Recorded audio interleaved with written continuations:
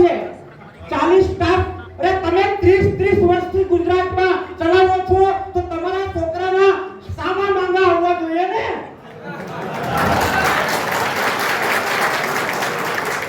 સામા માંગા હોવા જોઈએ. 40 ભાઈ મારા બાપ કોઈને કહેતા નહીં અમારો છોકરો લંગડો છે, કોઈને કહેતા નહીં અમારો છોકરો દારૂડિયો છે, કોઈને કહેતા નહીં અમારો છોકરો અપલખણો છે, કોઈને કહેતા નહીં કે અમારા છોકરાનું રાત્રે 12 વાગે સવાર થાય છે.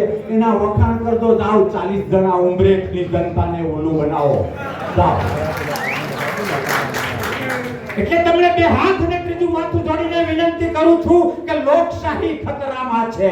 એ લોકો સનાતનની ખોટી જે વાતો કરે છે, લોકશાહી ખતરામાં છે. લોકો સનાતનની વાતો કરે છે. હું છેલ્લા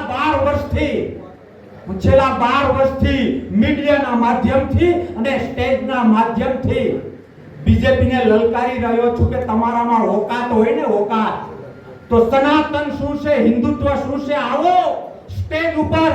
તમે કયો એ સ્થળ, તમે કયો એ ચેનલ, તમે કયો એ સમય. સનાતન શું છે ગુજરાતીઓને પહેલા તમે સમજાવો, પછી હું સમજાવું. 1 ઇંચ પાછો પડું ને તો જીવતા સમાધિ લેવા માટે તૈયાર છું. સમાધિ લેવા માટે